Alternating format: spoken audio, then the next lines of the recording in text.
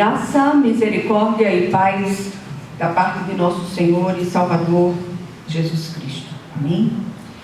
Vamos abrir nossa Bíblia hoje na segunda epístola de Pedro, capítulo 3. Nós vamos ler primeiro os versículos 3 e 4 e depois de 8 a 10. Amém?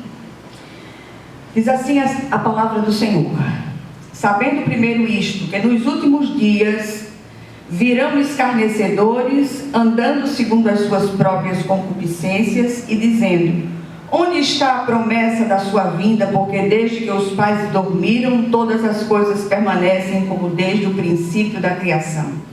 Mas, amados, não ignoreis uma coisa, que um dia para o Senhor é como 1000 anos, e 1000 anos como um dia. O Senhor não retarda a sua promessa, ainda que alguns a tenham por tardia, mas é longânimo para conosco, não querendo que alguns se percam, senão que todos venham a arrepender-se. Mas o dia do Senhor virá como ladrão de noite, no qual os céus passarão com grande estrondo, e os elementos ardendo se desfarão, e a terra e as obras que nela há se queimarão. Amém? Vamos orar. Senhor, nosso Deus e nosso Pai Celestial, clamamos a Ti, meu Senhor, confiados no poder que há no sangue de Jesus. Rogamos a Ti que essa palavra, ela desça aos corações, ela gere vida e gere transformação. Que o Teu nome, Senhor, em todas as coisas, seja em tudo glorificado. Amém? O texto que nós lemos é uma chamada, é uma santa convocação para que andemos em preparação vigilante sempre. Os dias que estamos vivendo, nós temos sido surpreendidos com situações, com posturas, circunstâncias nunca vistas em nenhum outro tempo. Tudo parece que perdeu o prumo e está à deriva. As coisas que tínhamos como absolutas estão sendo relativizadas por muitos.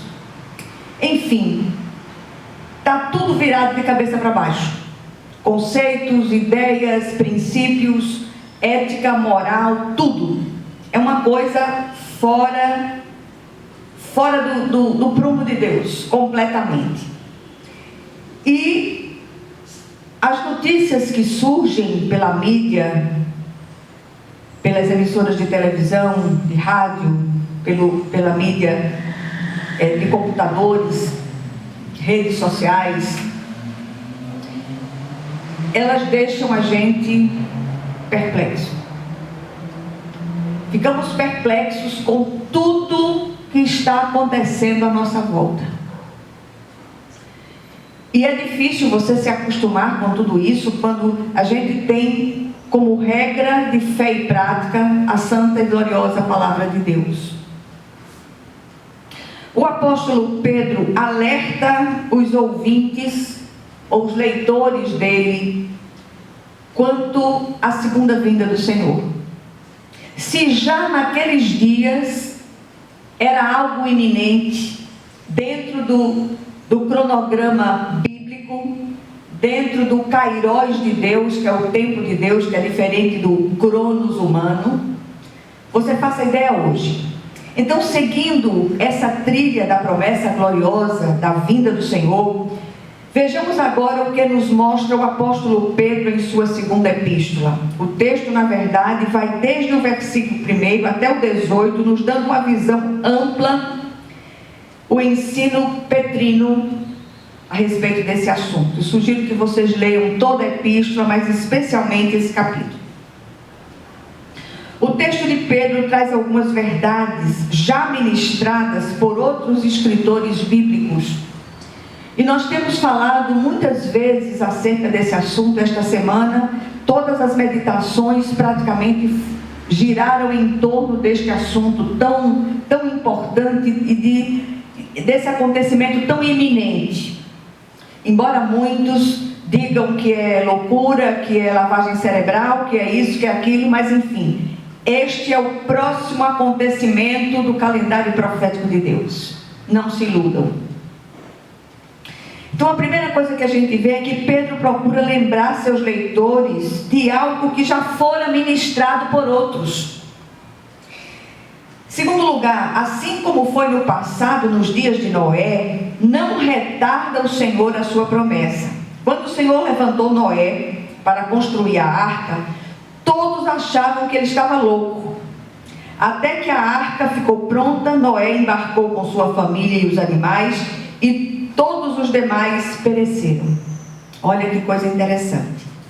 Assim será no tempo do fim, quando a terra for entesourada para o fogo. E eu digo com toda a sinceridade do meu coração: bem-aventurados os que já se foram, os que já partiram dessa terra. Misericórdia. E eu queria chamar atenção para esses tópicos. Tudo acontecerá repentinamente, sem aviso prévio. O Senhor não vai mandar anjos com trombetas avisando. A trombeta que Deus está usando neste momento são os acontecimentos à nossa volta. Todos os acontecimentos que nós temos visto e ouvido são ecos da vinda do Senhor. O amor que esfriou nos corações, guerras, rumores de guerra, afrontas de toda sorte, escárnios com o sagrado, uma inversão de valores nunca vista, enfim, tudo isso são ecos da segunda vinda. Em quarto lugar, devemos esperar aquele dia em preparação vigilante. Somos chamados a uma vida de santificação constante. Todos aqueles que foram alcançados pela misericórdia de Deus, foram justificados pela fé em Cristo Jesus, estão em obras nessa terra. O Senhor está trabalhando em cada um de nós. Cristão maduro, Deus colhe. Então todos esses que foram colhidos recentemente, o Senhor terminou a obra com eles e os chamou para casa. Glória a Deus por isso. E nós precisamos a cada dia buscar essa santificação.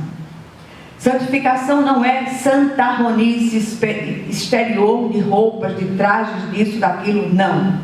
É um abandono, uma mudança de rota, um desvencilhar-se de tudo aquilo que faz parte do mundo e faz parte da velha vida e velha natureza.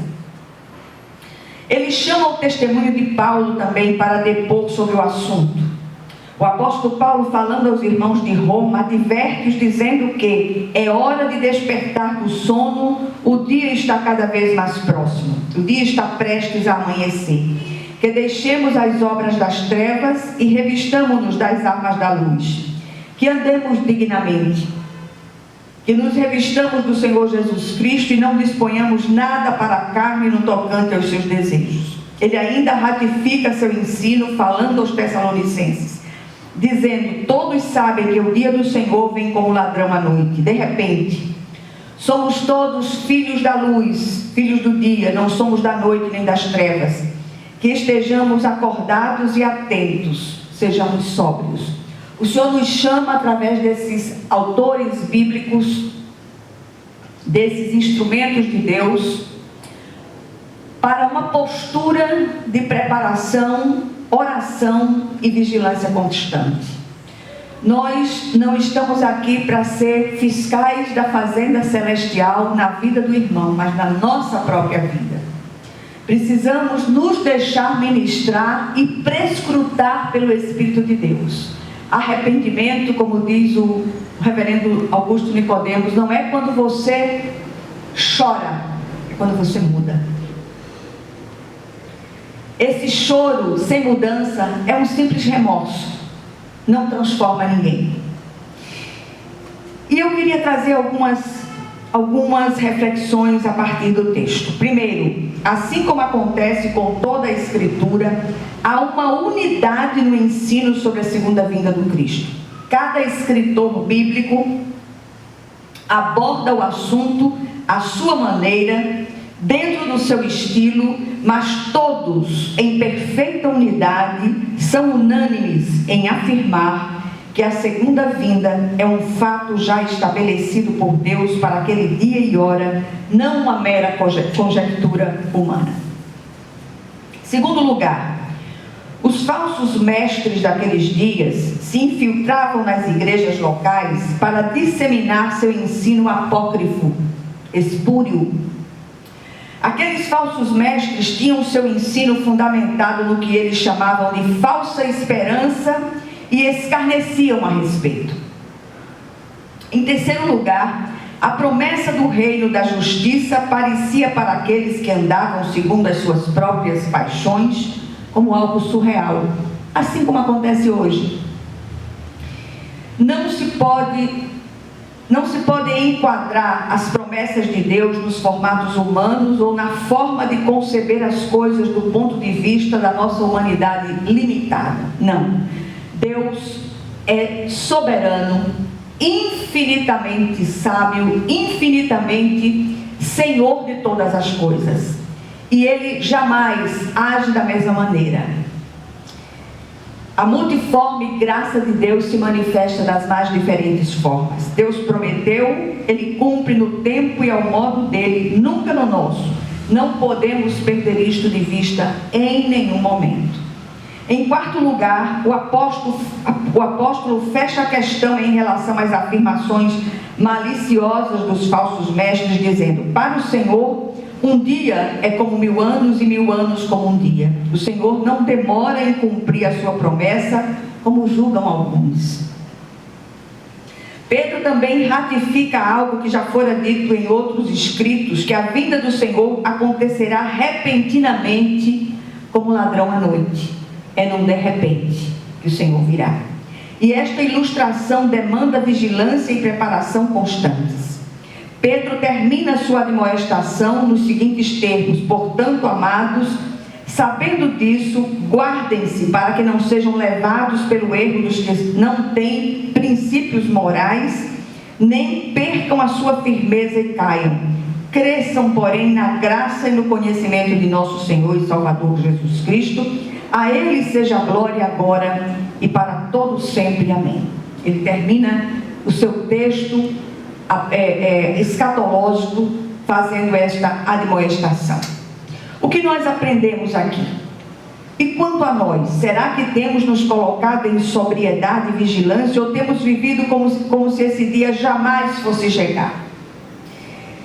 Se as palavras do apóstolo, como eu disse antes, foram tão urgentes naqueles dias, o que diremos hoje em relação a tudo que nós temos visto e ouvido?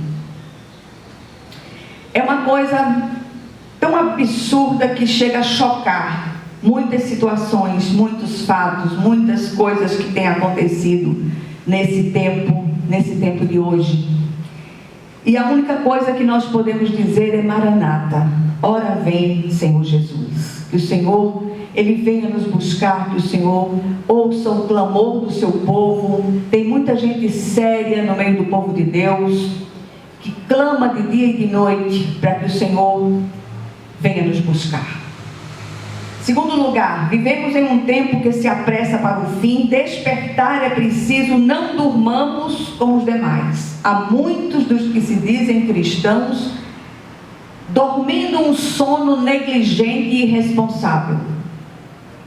Que o Senhor tenha misericórdia. E para terminar, preparemo-nos, pois Ele vem e já não tarda. Que o Senhor aplique esta porção da palavra aos nossos corações, que sejamos sábios, sóbrios e que possamos seguir em frente na força que só o Senhor pode suprir. Amém? Vamos orar pelos enfermos, pelos pedidos de oração que estão todos lá no grupo de parceiros de oração. Senhor, nosso Deus e nosso Pai, clamamos a Ti, meu Senhor, confiados no poder que há no sangue de Jesus. Que o Senhor venha nos acudir, que o Senhor venha sobre a nossa saúde, que o Senhor restaure a saúde do seu povo, E peço particularmente pela minha saúde, Senhor, já muito abalada, pela saúde daqueles que estão relatados no grupo de parceiros de oração, na nossa caixa de causas impossíveis, e tantos pedidos que têm sido trazidos até nós, Senhor. Restaura-nos, ó Senhor, e faze-nos fiéis, ser encontrados fiéis na Tua vinda, Pai. E que tudo seja para a honra e glória do Teu santo nome. E que a graça de nosso Senhor e Salvador Jesus Cristo, o amor infinito de Deus, o nosso Pai Celestial, que as consolações e comunhão do Santo Espírito estejam com todos vocês e com todo o povo de Deus, espalhado por toda a face da terra, desde agora e para todo o sempre. Amém, amém e amém. Que Deus os abençoe ricamente.